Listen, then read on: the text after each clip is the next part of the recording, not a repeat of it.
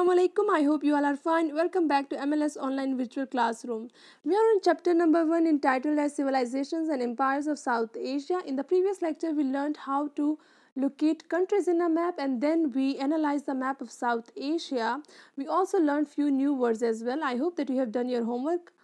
While our today's target is to do page number 2 and 3 of unit number 1, learn the difference between CE, AD, BC and BCE.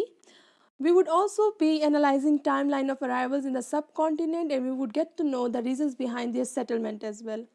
Moving forward, my dear student, basically these terms like BCE, CE, these are the terms for years or time tenure.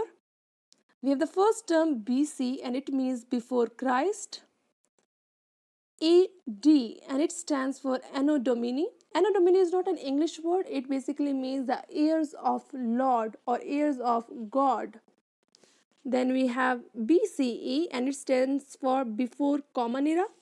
And the last word is CE that stands for Common Era. Now the first word BC before Christ is for the time period or years which were before the birth of Christ, like Hazrat Isa alayhi salam. While after his birth the time period or the years are named with AD. And these terms were used in 6th century, but with the passage of time these terms were looked with the lens of religious eye. People used to say that these terms are in favor of Christians before Christians believe in Christ, while Jews and other religious majorities didn't approve of these terms because they thought that these terms are against their religion. So for that sake these terms, just their name or titles were changed. So BC means before Christ was changed into before Common Era, and AD was changed into Common Era.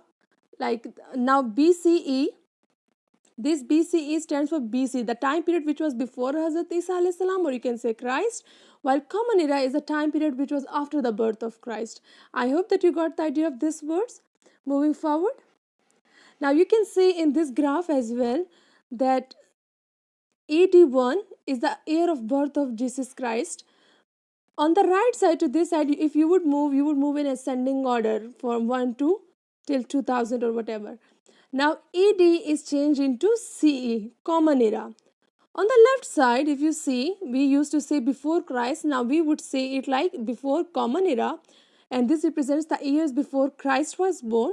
And now look at this side, there you would move in descending order.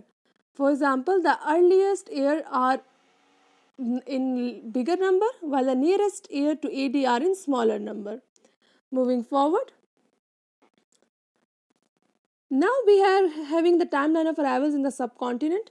First of all, the very first settlers in this area of subcontinent of South Asia was Indus, people of Indus in 7000 before Common Era, and they led to the creation of civilization which was entitled as Indus Valley Civilization. My dear students, in next upcoming chapters we would analyze this each civilization and empire in detail. Moving forward, we had first invaders, the Aryans, in 1750 before Common Era, and after then we have Persian who annexed this area of subcontinent. After their annexation, birth of Gautam Buddha is one of the remarkable event in 565 before Common Era, and after him Alexander invaded this area. After his invasion, Chandragupta Maurya was a person who united these people and led to a strong foundation of empire in this area. And after him, Kushans were the people who invaded again this area. And then Sassanids attacked it. So basically why we are knowing these things, that our chapter is entitled as Civilizations and Empires of South Asia. So whatever civilizations took birth, whatever empires got established here, we would be discussing those in the upcoming chapters. And after then, Gupta power established in this area in 320 Common Era. And after then, arrival of Huns is the remarkable event. Huns are the people near to you can say North Asia. From North Asia they came. And then we have empire of Harsha, And at last, we know the famous event of Muhammad bin Qasim, who invaded subcontinent through Sindh, and that's why we call Sindh Babul Islam. The province of Sindh is known as Babul Islam. Why? Because that was a gateway for entrance of Islam into subcontinent, and the main hero or protagonist of this event was Muhammad bin Qasim.